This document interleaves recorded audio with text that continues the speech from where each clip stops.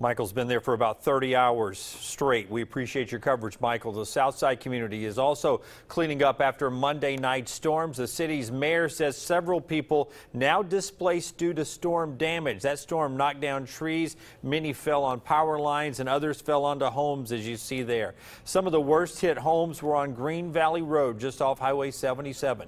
Trees also fell on the historic Brandon Springs Church there. Alabama Power is telling us 86 homes in Southside were damaged and more than 1,300 homes lost power.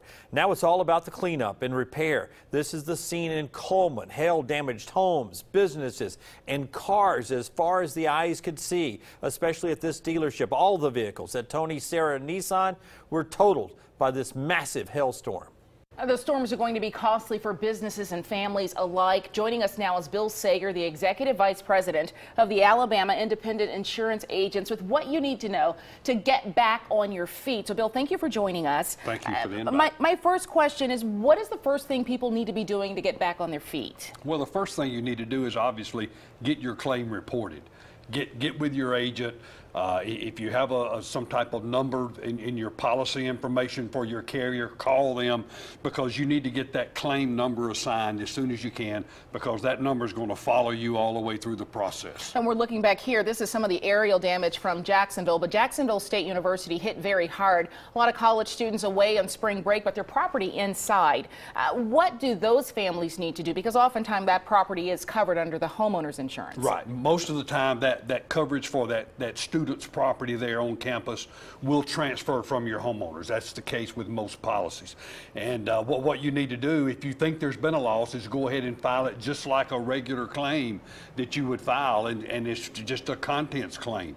You're simply filing on your business, on your personal property, and so you get that reported and get that claim number. So, Bill, we saw some of the hail damage just a little bit before you and I started talking, but hail damage to cars, also to homes and businesses in the Coleman area. What about that as we look at this video of a car driving through the storm?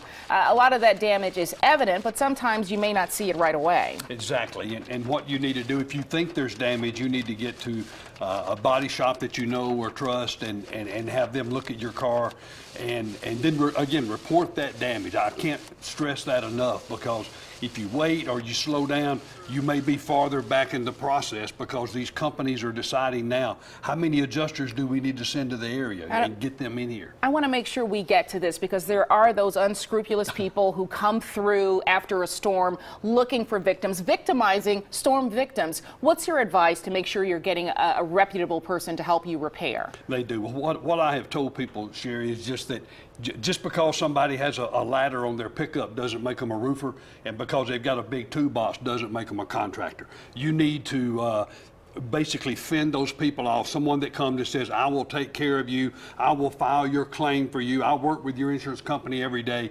That's probably not the case. You need to point them to your agent or point them to your company, and just don't deal with that, because it's going to happen. It does happen every time, and those people will show up, but that is your claim, it's not their claim. So and you want to make sure you take it through the process. You don't want them trying to help you do that. Don't hand that off. A good advice to tell them to talk to your insurance agent. Exactly. Bill, thank you for talking with us. We do have a full interview with Bill on Facebook Live, because we didn't get a chance to get to everything here in our newscast, but thank you again for talking with us. That's Bill Sager with the Independent Insurance Agents of Alabama. Jim?